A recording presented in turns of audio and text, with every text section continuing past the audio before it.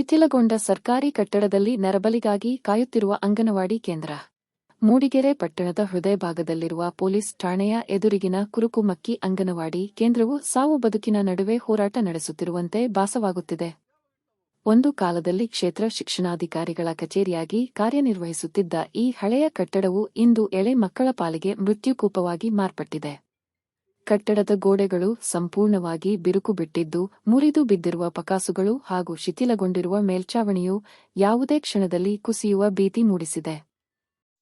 ಕಟ್ಟಡದ ಹಂಚುಗಳ ಮೇಲೆ ಬೆಳೆದಿರುವ ಒಣಹುಲ್ಲು ಮತ್ತು ಸುತ್ತಲೂ ಆವರಿಸಿರುವ ಕಳೆಗಿಡಗಳು ವಿಷಜಂತುಗಳ ಆವಾಸಸ್ಥಾನವಾಗಿ ಮಾರ್ಪಟ್ಟಿವೆ. ಬೇಸಿಗೆಯ ಬಿಸಿಲಿಗೆ ಅಥವಾ ಸಣ್ಣ ಕಿಡಿ ತಗುಲಿದರೂ ಇಡೀ ಕಟ್ಟಡ ಹೊತ್ತಿ ಉರಿಯುವ ಅಪಾಯವಿದ್ದರೂ ಅಧಿಕಾರಿಗಳು ಮಾತ್ರ ಈ ಬಗ್ಗೆ ದಿವ್ಯ ನಿರ್ಲಕ್ಷ್ಯ ವಹಿಸಿದ್ದಾರೆ.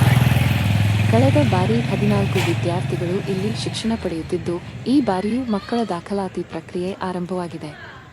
ಆದರೆ ಪುಟ್ಟ ಮಕ್ಕಳ ಮತ್ತು ಶಿಕ್ಷಕರ ಜೀವಕ್ಕೆ ಕಿಂಚಿತ್ತೂ ಬೆಲೆ ನೀಡದ ಆಡಳಿತ ವ್ಯವಸ್ಥೆಯ ನಡೆ ಸಾರ್ವಜನಿಕರ ಆಕ್ರೋಶಕ್ಕೆ ಕಾರಣವಾಗಿದೆ. ಲೋಕದ ಜ್ಞಾನವಿಲ್ಲದ ಕಂದಮ್ಮಗಳನ್ನು ಇಂತಹ ಅಪಾಯಕಾರಿ ಸ್ಥಿತಿಯಲ್ಲಿರುವ ಕಟ್ಟಡಕ್ಕೆ ಕಳುಹಿಸಲು ಪೋಷಕರು 10 ಬಾರಿ ಯೋಚಿಸುವಂತಾಗಿದ್ದು, ಅನಾಹುತ ಸಂಭವಿಸುವ ಮುನ್ನವೇ ಎಚ್ಚೆತ್ತುಕೊಳ್ಳಬೇಕಾದ ಅನಿವಾರ್ಯತೆ ಇದೆ.